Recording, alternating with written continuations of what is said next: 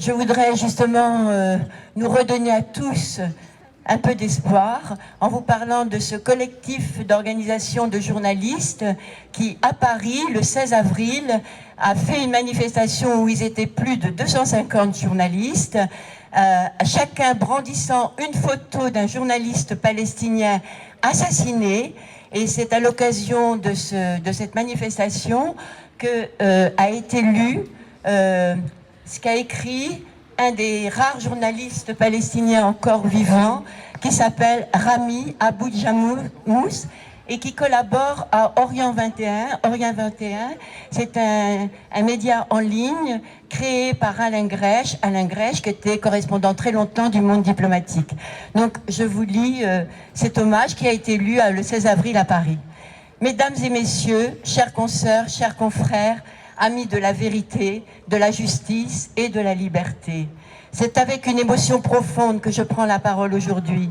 Depuis Gaza, pour vous à Paris, cette ville qui, mieux que tout autre, incarne la lumière contre l'obscurité, la parole contre la censure, l'engagement contre l'indifférence. Paris n'est pas seulement une capitale, elle est un symbole, celui de la pensée libre, des combats universels pour la dignité, des voix qui se lèvent quand d'autres se taisent. Et comment ne pas rappeler ici que dans ces rues de Paris, il y a à peine quelques décennies, des journalistes français, à l'image de Pierre Brossolette, d'Albert Camus, de Georges Altman, ont risqué leur liberté, parfois leur vie, pour faire exister une presse face à l'occupation.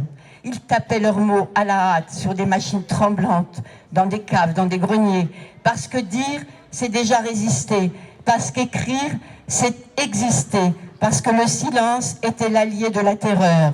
À Gaza, aujourd'hui, l'histoire semble se répéter. Être journaliste ici à Gaza, ce n'est plus simplement informer, c'est documenter l'effondrement du monde, c'est recueillir les larmes, c'est dénombrer les morts, c'est sauver les fragments de mémoire avant qu'ils soient broyés par les bombes. Nos journalistes ont tous perdu le sommeil, mais aussi leurs abris, leurs maisons, leurs familles et parfois leur vie. Mais ils n'ont pas lâché leur caméra, ils n'ont pas fermé leur carnet, ni éteint leur micro. Nous n'avons sur cette terre que ce que nous y faisons, disait Mahmoud Darwish. Et ce que font les journalistes ici à Gaza, c'est tenir au jour le jour un fil ténu entre la lumière et la nuit. Leur voix est un rempart contre l'oubli, leur présence est la vérité contre le mensonge. Vous êtes ici aujourd'hui, vous êtes les témoins de leur courage par votre mobilisation. Vous tendez une main au-delà des murs, des frontières, des ruines, des bombes, des blocus qui vous est imposé pour ne pas témoigner et raconter les pires massacres que subissent les Palestiniens, surtout à Gaza. Vous dites avec votre présence, nous n'oublierons pas, honorons la mémoire des noms des journalistes absents de nos listes officielles, mais gravés dans nos consciences. Vous rendez justice à ceux qui ont tout donné pour que le monde sache. L'exilé est celui qui attend le retour en regardant l'absence. Je relis cette phrase pour qu'elle vous imprègne de son sens profond. L'exilé est celui qui attend le retour en regardant l'absence, disait encore Mahmoud Darwish. À Gaza, les journalistes vivent l'exil depuis leur propre sol. Mais aujourd'hui, grâce à vous, leur voix franchit les enceintes. Elle vous rejoint, elle vous touche, elle vous oblige.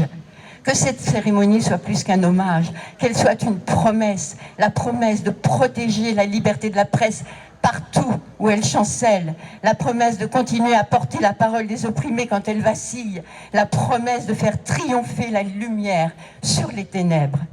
Je vais conclure mes mots avec cette phrase d'Albert Londres.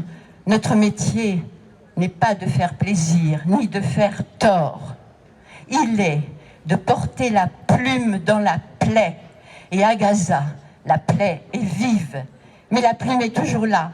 Et nous la porterons ensemble, au nom des journalistes palestiniens et surtout de ceux de Gaza, de leurs familles et de tous ceux qui continueront d'écrire dans la poussière, de témoigner sous les bombes.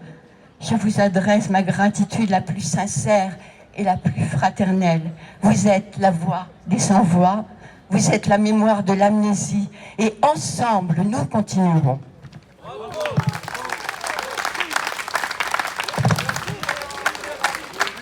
L'État binational, une idée juive. Prononcer ces mots peut valoir aujourd'hui de graves désagréments dans la sphère médiatique.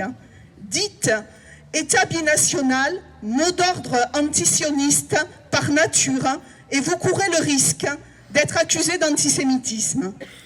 L'évocation de ce système politique met en furie l'extrême droite au pouvoir en Israël, ses soutiens en France et tous les partisans de l'amalgame antisionisme, antisémitisme. Ministre de l'Intérieur et de la Justice en tête.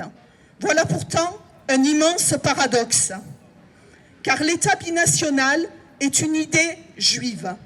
Elle a été défendue dès 1925 par l'organisation Brit Shalom, puis en 1947 par quelques-uns des plus prestigieux penseurs juifs comme Martin Buber et Hannah Arendt. Nous visons une structure sociale basée sur la réalité de deux peuples vivant ensemble. En quelques années, l'État binational est devenu un mot d'ordre arabe, destructeur d'Israël, et bientôt un slogan antisémite. À la poubelle de l'histoire donc, l'État binational, pas tout à fait. L'intellectuel palestinien Edward Said, comprenant que les accords d'Oslo de 1993 étaient une fausse solution à deux États, en fut toujours un avocat ardent. Mais dans la propagande sioniste, l'État binational était devenu l'arme des faibles, voire une ruse de l'antisionisme. Et voilà qu'un autre paradoxe a fait ressurgir cette solution à un État. C'est à force de coloniser les territoires palestiniens de Cisjordanie et de Jérusalem-Est que les colons israéliens ont, à leur insu, redonné une actualité à la solution qu'ils exècrent entre toutes. L'ancien ambassadeur de la Palestine à l'UNESCO, Elias Sambar, a probablement raison d'affirmer que la solution à deux États est désormais impraticable, du fait même de la colonisation. Pour Greg Mokhiber, ancien directeur du bureau new-yorkais du Haut-Commissariat aux droits de l'homme à l'ONU, la solution à deux États est même devenue une plaisanterie dans les couloirs de l'ONU. Avec 750 000 colons et plus encore, avec l'appréhension de vastes espaces réquisitionnés, la possibilité de créer un État palestinien viable, assuré d'une continuité territoriale, paraît de moins en moins réaliste. Devenue en quelques mois la bête noire des pro-Israël, la franco-palestinienne Rima Hassan n'a pas manqué, au gré de ses interventions publiques, de faire valoir que c'est parce que la solution à deux États a été ruinée par Israël que l'État binational est devenu la solution démocratique la plus envisageable. Une solution qui devrait, en toute logique, enthousiasmer la France laïque, puisqu'il s'agirait d'un État dans lequel les deux peuples jouiraient de droits égaux, un système fédéral qui serait étranger à tout pouvoir théocratique, mais nos laïcs ici, voire nos laïcards, quand il s'agit de faire la guerre à l'islam, deviennent communautaristes là-bas. Toute honte bue quand il s'agit d'Israël. Il ne se trouve pas grand monde, il est vrai, pour les mettre en face de leurs contradictions. Si l'on constate à regret l'impossibilité de la solution à deux États et que l'on est hostile par nationalisme ethnique à l'État binational, quelle autre solution? Il en existe une, celle que le gouvernement d'extrême droite israélien tente de mettre en œuvre à Gaza. On peut la résumer en deux mots: expulsion et extermination.